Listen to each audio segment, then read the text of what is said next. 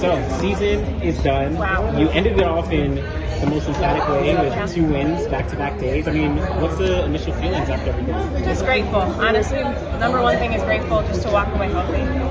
It's been an amazing year. God has blessed us tremendously, and so I think walking away from this season with everything that we accomplished, I couldn't be happier. Yeah. I mean, I saw you earlier in Atlanta when you opened up with your 400 hurdles. I mean, did you think that the season would play out, since then, right? Yeah. I think we always have a direction we're going towards, but you never know how it's exactly going to play out. And I couldn't have written it better myself, and so it's exciting for the future because I know there's always more, and so I think that's kind of what I'm looking forward to, but just enjoying right now and what we were able to accomplish. So how did you feel about these 2 races, 49-1 and then 22-4? Obviously, the conditions aren't the best. I know, I would have liked a little bit faster, but I think Mother Nature kind of wasn't on our side for these. But at the end of the day, like I said, I'm just grateful to walk away healthy. You don't want to hurt yourself the last week of the season, so I couldn't be happier. And so, when do you maybe start to think about next year? It's not an Olympic year anymore. It's a World Champs. Not to downplay, but when do you start to kind of reset some goals and things like that? I'm sure Bobby and I are going to leave each other alone for a little bit, and then we'll bug each other at some point to talk through it. But as of right now, we're going to just enjoy some time, and when we're both getting antsy, we'll get together and figure out what we're going to do. And then, of course, next year you are going to be jumping into Grand Slam track, right?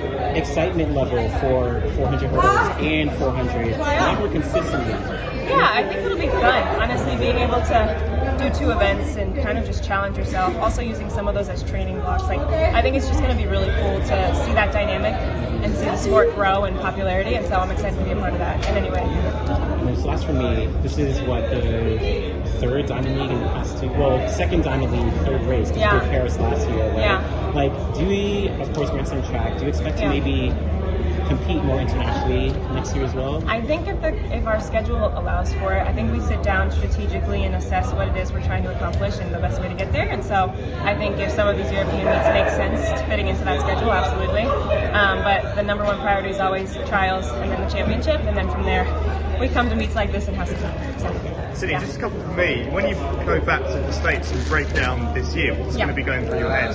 I have a vision board. I'll have to check off what we did do, what we didn't do, and kind of just assess overall what we can improve upon. And I'm sure at the top of next year we'll write some new goals and figure out how we want to get there. And that vision board, you have that at the start of the year and you have a checklist essentially of things generally then?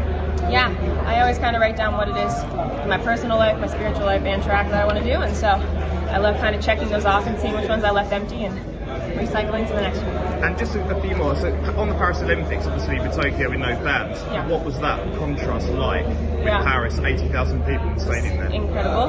You can't hear yourself think it's so loud. But it was just an amazing experience, one that I'll never forget. And finally for me, again, looking ahead, how do you think next year will kind of contrast to this year generally? Obviously next year the schedule, September 2025, World Champs there. It's a great question. I have no idea. I have no clue. I'm just as curious as you are, so we'll figure it out. Thank you. One question.